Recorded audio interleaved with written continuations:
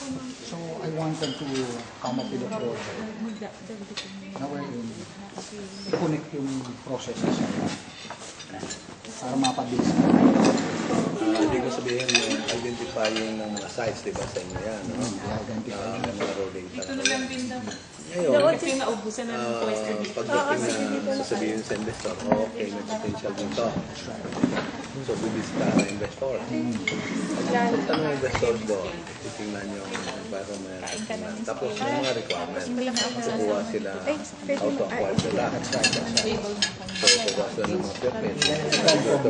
From LGU. Actually, yun, Pila lang kami, or dito rin kami. sometimes DAR. Kasi sa DAR, you have to convert the agricultural land into industrial area. So, maraming processes. So, we leave it to the investors to do this. To do that. Some point ko is, why don't we establish ng area na para bang economic zone, na identified na economic zone yan. Pagpasok ng investors, maglalagay na lang siya ng ano na yan, ng kumbaga planta o store dyan. Hindi na niya problema yung kukuha pa siya ng pupunta sa DNR, pa-convert ka. That's right. So, siguro, this will be a coordination among the national government agencies. Ang ginagawa natin sa industrial side, identify na natin yan eh. Okay. Lagay na nga natin ang support services yan, tulad ng power, ng ano, nandiyan na yan. Mga economic zones natin. So, bakit hindi tayo gumawa yan sa energy sector natin? Na identify natin yan. Katulad sa akin, I will take for example yung planta ko doon. Okay. Kung na-identify na ng DOE yan, papasok na lang yung investor doon, titignan niya na, suitable ito sa aming technology na yan. Wala na siyang problema ng mga land conversion, mga acquisition of lot, babayad na lang siya. Okay. So, yung mga legwork na yan, ginawa na lang yung mga national government agencies in coordination with local government units. Okay. So, kayo sa DOE, identify niyo yan. So, anong kailangan na i-declare ninyo that is a land site area. So, you acquire that lot, i-process niyo mga papeles, conversion, process niyo yung mga permitting sa LGU, para ready na. Pag-pasok ng investors sa ninyo, potential area ito para sa coal-fired power plant. Capacity na ganito. Pasok mo lang sila. Babayaran na ng expenses na yun natin. Of course, with premium. So, yun ang idea ko. Kaysa it will take long gestation period sa isang plant. Papatayo siya. Instead, sana na shortcut na yung process. Dapat shortcut na siya. Na-shortcut na yung process na pagdating niya, papatayo na lang siya in so much time. Pwede na siya mag-deliver ng power. So, yun ang gusto ko sana makita na process natin. So, in a way, that is a investor-friendly atmosphere natin. Kasi hindi na natin pinahirapan ng investor. Mayroon po punta doon tapos ito, ma-acquire daw siya ng lote, bibili pa kung ilang mga Pero orders. dito ho, kamusta yung nag-one-stop shop na kayo dito? Hindi pa. Sa amin sa LTO, sa business permits and licensing namin, nag-one stop na. Yung ibig sabihin na kailangan ng fire department na mag-issue na nasa amin na. Ano namin yung fire department. Sige po. So, ma'am, sa ano natin, ma'am Kim, yung sa DNR naman, yung process naman doon, may matagal din ba yung nagiging process natin sa akin? Oo, kasi ang dinidil natin doon, mga cultural. So more on the cultural. Communities eh. Pero once na na-identify ng DOE, sir, yung LGU, tinitignan nyo na rin sa DNR. Kung ito, sa mga nipas area, sa mga ano, Piscuan. Yeah. Kasi hindi naman mabigyan ng ano yan pag walang clearance sa DNR. Ang nire-request niya cold So kung i-establish na natin yan before pumasok ng investor, wala nang problema yung investor. Hindi na sila problema sa facilitation ng mga papilis. So parang nangyayari pa, hanggang parang may 2015? redundancy.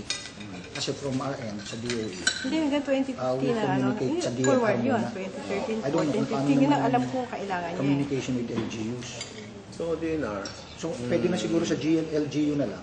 Oo, sige, meron pero lang alam mo. make sure na pag... Oo, pero meron, sige. Actually, ang gusto ko isend sa kanyang slides, LGU yung yan. present That's it. natin, Para yung call yung targets, redundancy call mo. measurable Maalis targets. na namin yung Nandun sa communication with presentation you. materials ng PET. Depende Yung mo. measurable targets na Pero, code. pero okay yan. Okay yan. Pwede rin, pwede rin. Okay yan. Pero ano, Kasi pag ano sabihin ba na, yung- sabihin itong checklist namin para makumply din. sige. So tinitingnan ko kasi yung isa lang sana ang kausap na. Pag naman na-identify na ng DOE, then connection na kagad sa LGU. Ano kasi taga Then the concern should ano be siya, nasa board up to of LGU director na. siya ng Kumbaga sana, once na Fuels, na-approve diba? na ng LGU, may certificate na siya and everything, go ka na. Data sharing lang. Okay naman na siguro. Oo. Oh, wala akong magawa eh. Okay naman, we just, oo, marami. Tapos siya with the energy contract. Mas maganda. Pagdating na sa energy Maganda contract. rin, maganda siya. Okay, sige. Okay. May inputs din kayo ron or wala na. Di ba, pagdating sa energy contracts namin, nako-consult ko rin na kayo. Meron akong pandiyan na dahil sa amin na ganito kami ng agreement with the investor. Tulad ng before construction, ano yung mga pwede nila kami sa amin, during construction, yung mga committee. More on corporate social responsibility. Sa corporate na lang. No. Lagi naman kinoconsult yung LGU. Pero pagdating ko sa contracts, ma'am, sinusunod natin yung ano ng LGU o yung sa atin. Hindi, bago may pirmahan dyan, tinatanong muna kayo. Tatanong ko ano yung kailangan Kung maayos. maaapektuhan siya. Ano bang kontrata na painting ng DOE contract with DOE contract with Kunyari sa renewable, meron kami talagang template. Okay. Pero nababago yun. Yung nagkakaroon ng modification to, kung merong kung ano yung gusto ng LGU, provided naman yung gusto ng LGU ay hindi naman siya napakalayo sa So ano nasusunod mo sa Ma'am Kay, yung sa LGU? So hina-harmonize natin with LGU so yung kung ano yung halimbawa. For example, dito sa renewable, may certain provisions dito kung ano lang. may template tayo doon. Tapos, it is consulted with you, sir. But still, yung template namin na ano. Iyon.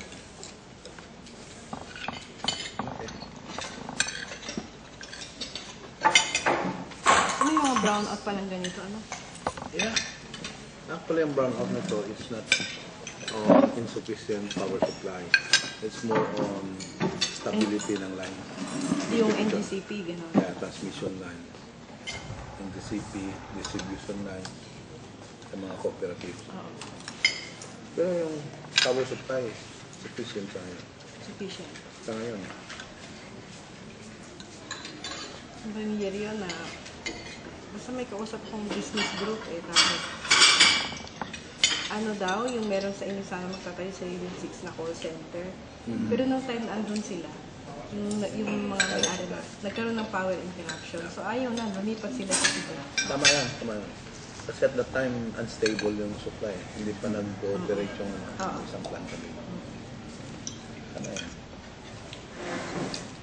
Pero ngayon na-address na yun ano, sa Iloilo, yung mismo kasi yung brownouts doon. Oo, Okay. Pero sinasabi ngayon ni Mr. Fu, Francis. ni Francis, na ang problema nila hindi yung power supply. Ang problema nila yung distribution line. Ano nga sabi niyo may charges pa? Francis, charges yung sa NGCP. Kasi may transmission lines ang NGCP na papasok dyan sa city. Oo. So, diyan sila sisingil sa city ng wheeling charges. So, ang sinasabi ni Francis kanina, nandyan na sa kanila yung power plant. Embedded na Embedded na sila. So, transmission lines na lang. Distribution lines na through sa PECO. Panay electrical. Ano electric? Parang meron tayo sa Meralco na ano, Ma'am Kaya, yung di ba yung kapag hindi mo na nabigyan ng magandang distribution wise, parang may penalty, something like that. Hindi ba sila covered yung mga electric co-op na gano'n? Ang electric co-op kasi meron silang transmission system loss cap. Ay, distribution system loss cap. Ano, 13, ano? 11%. Yeah, 13 po dati 15 yan, ngayon na-reduce 13. Pero sabi ho noon ni GMA, single digit, kaso hindi naman ito.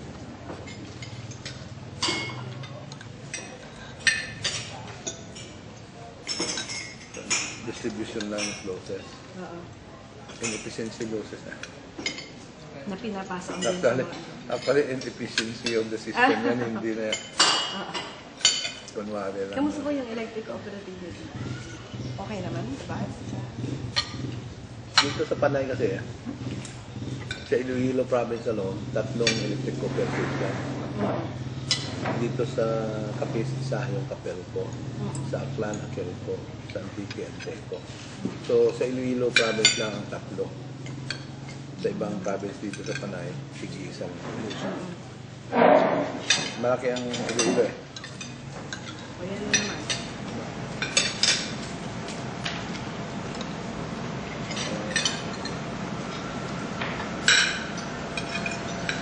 Pero in general, meron na kayong supply.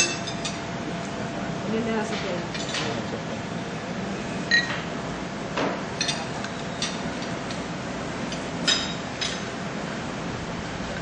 So, paano mamang pamilya? Dito sa solar, ano gagawin namin? Halimbawa, we would like assistance from DOE Pwede mo. to establish ng mga solar Oo nga, pwede. situation. So, kanino ako sa solar? So, dyan kayo kay Director Mylene Nakungkol. Adi, kay Mario Marasigan din, dalawang director. Maria Masigan, di ba yung secretary ka? Hindi, ano siya? Director. Director. Sino? Gusto ninyo, Hingin ako ng ano Kay ba? Mylene? Kay Mylene, Ma'am. Para indicate ko lang. Assistance. Pero kanina may nagbigay sa akin na sila daw ang isang sa Bisaya. Diba? Ha? Director Lab Yus to. kasi na pwede din mo doon. Gusto ko director doon sa Sa Manila. Pwede na. Siguro, ang maganda siguro Ma'am, sa USEC, kung sino na ma-handle ang Household electrification to. Household electrification. Pero kailangan mo si Aina as a lead. Pero Bisaya din man. Accurate. Oo. Director yan ha? Yusek namin. Ayusek. Eh, Yusek siya ng time ni, hanggang ngayon, ni Yusek, ni Secretary Almendras. Almendras. Pagka Cebu, Cebuano.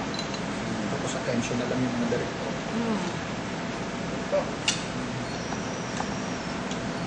Basta may mga resolution na baka na. Yan ko na. Pero na pala eh. Ilang household nyo na Sa amin, tubuan ng municipality household, mga 9,000 ka. walang linya yan, walang Hindi. off-grid Hindi. sila. Yung mainland, may grid.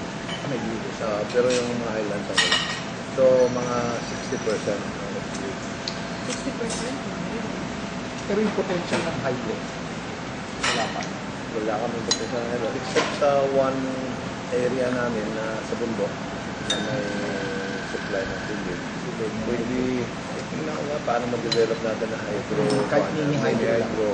Kahit na 500 megawatts. Ah. 500. May nakarating ka na ba sa Pulilio? Yun ang totally siya. Renewable energy. Kompleto. Polillo sa Polillo Quezon. Island. Quezon. Land by renewable. Yun nga lang, hindi talaga 24/7. Di ba? Pero at least meron sila. During summer, paano ang Ayun. Basta ano sila, solar, hydro. Dapat combination of both. Kasi pag Wala summer, siyempre matutuyuan yung river mo. So, Ano kaya nangyari sa Mindanao? ganun dapat eh. Dapat natin yung tsaka wind. Yung tatlong yun dapat combination. So, Gimaras, meron pa tayo na wind power. Guimaras, Yung meron. dating kay Secretary Biray. Yung Trans-Asia. Nandiyan pa rin doon. Yung Cariberay pa rin. Yung presidente, nasa siya.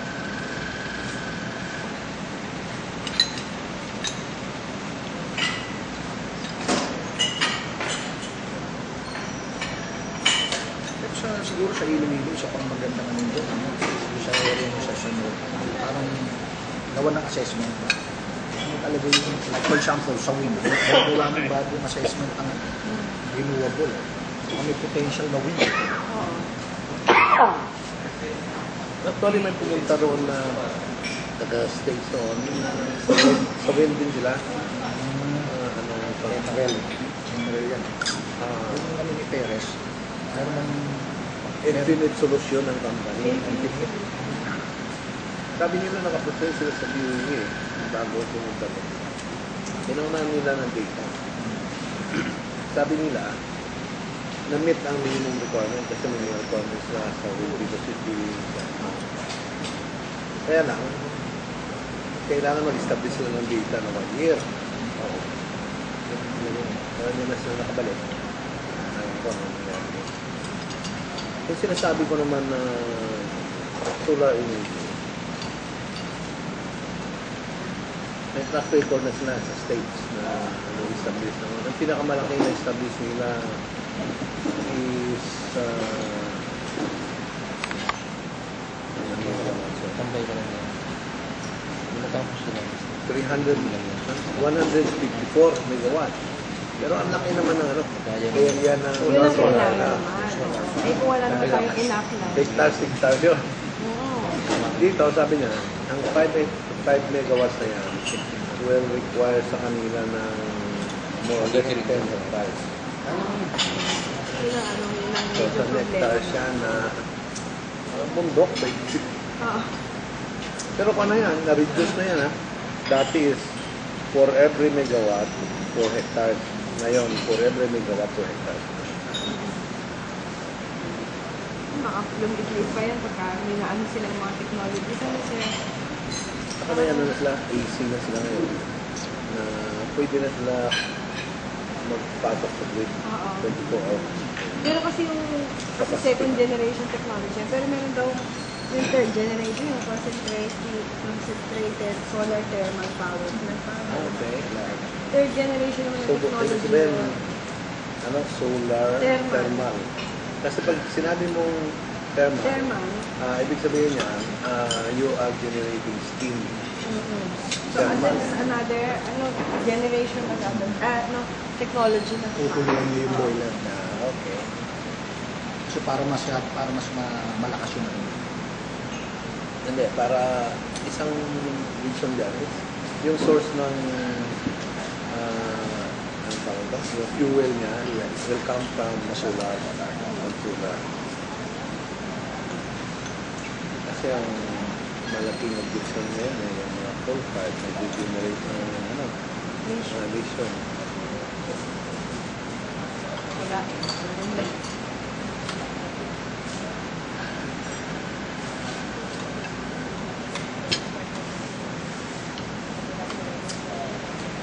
Pero ngayon, may kanang mga potential na yung mga island. Actually, nagpo-promote kami ng ecotourism. Kasi white beaches yun. Tapos, every summer yan, maraming pumupunta doon sa amin. Ay, yung isang problema nga doon, yung power. Dahil, siyempre, maglalagay ka ng mga cottages doon. Dapat may supply ka ng energy and power. Para sa ilaw, no? Ang ibang mga high-end na mga tourists na gusto nila, airport. Sir, yung number of tourists dito, dami na. Tourists. Marami dito. Actually, ngayon, dahil nag-open na naman ang international flight, yung Iloilo Airport. So, nag-start na yung mga Taiwan. Maganda rin yung ginagawa ng DOT, ano? Pinopromote niya lahat, eh, no?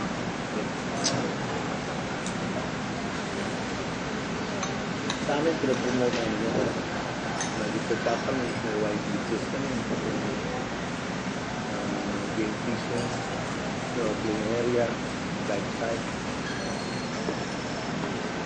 So yung island na yun ngayon, meron na rin mga grids yan kahit pa paano, may mga wirings na yan.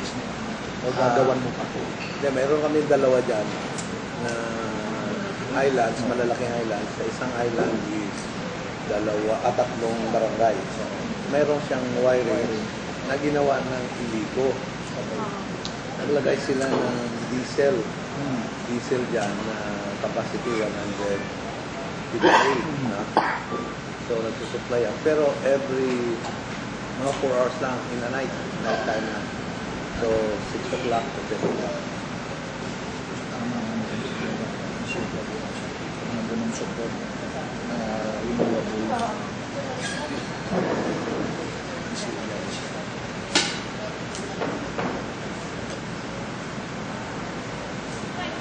Kaya ang party nito, Si Goptang ko, liberal. liberal. Kaya nag-usap kami kanina. Dito liberal pa rin.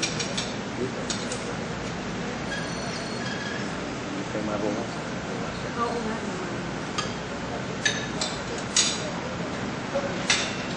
Sa Iloilo, liberal din. Yung incumbent na governor, liberal din. Tapos sila ba? nagbali tatakbuhin kayo ng mga aspects mo. So yung kalaban. Yung gano'n, kaya isang former SB yan. Eh yung ano dito, yung una, yung meron din. Yeah, oo. Kasi hindi naman daw siya nakikilaban. Parang sabi niya, di ba? Sabi niya, parang siya, hindi niya nilalabanan si yung partido din na alternative lang daw sila.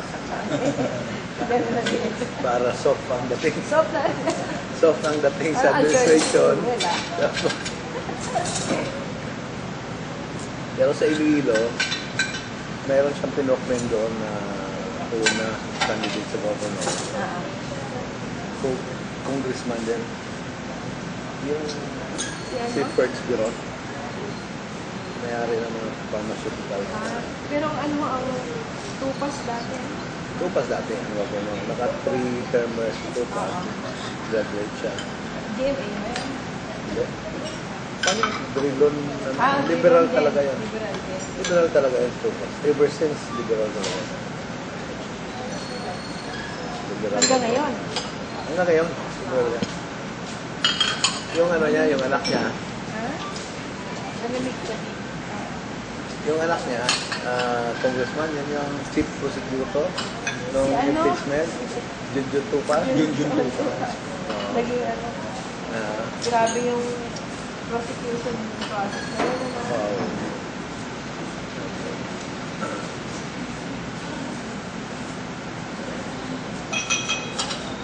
Marami rin nag-abang nun ho sa TV. Tapos, Alas every day, RSA. kahit sa office na, mayroong TV doon, nag-monitor Oo. na. Magaling yung mga edad nila. Sila.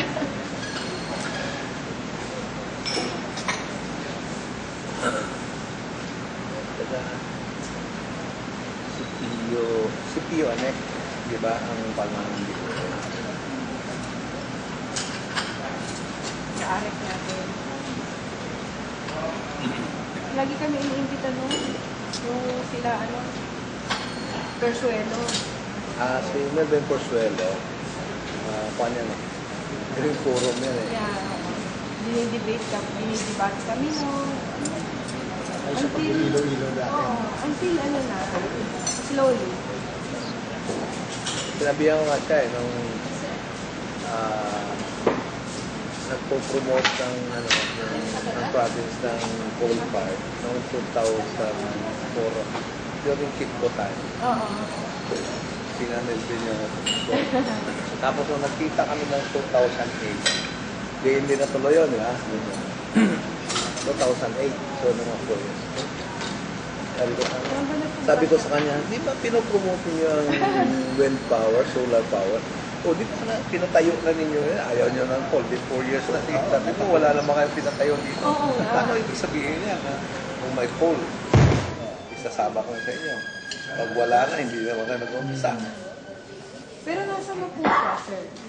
Nasa, kasi Nandiyan ni Selly. parang we lost track na. Dati, every time na merong energy, ma-attend yan. Mga nag-attend ng mga Hindi power debate forum. kami. Nako. Na ano na, nag-quiet na. Baka wala nang gagasto sa kanya. Oo, kasi ganun yun. Kasi gano'n naman yan eh. May advocacy ka, sponsor ko. International, actually yung Green Forum. Sila nun. Yung pati yung, siguro ka-affiliate yung mga Greenpeace. ganun. Kaya, Greenpeace yan. From Greenpeace, tapos local in Green Forum. Pero yung senior tech ay na, siguro mga 2 hours, 3 hours yung nag-explain. Pag kailangan mo ng code, kailangan mo determine. Doon sa Greenpeace na group. Matapos pagsalitain mo niya, sabi ko, Ayaw na ano, thank you very much for your presentation. We still say no to all. Mo, in-store ko yung music ko in-store mo, tapos wala. You are not going to have open mind. Talagang hindi mo makonvince yan. Close mind na nila. So you have to accept that na sila yung close mind. Kahit ano kaganda ng presentation mo, pag ayaw. Ayaw. Close mind na yan. Kasi naman, may goal na itatayo. Walang mga big, ano daw na, malalaking mga power supply galing sa pool. Mindanao. Sa Cebu, magdadagdag Yan sila. nga, sir. Gagagdag mo ako. Dito sa Iloilo, magdadagdag din Pati sila. mo sa Luzon. Sa Luzon, doon din. 600. Sa Bella, meron din ito. So, biruin mo yung Sir Ross, Sir, I will leave my numbers. Kunin ko lang para mamaya.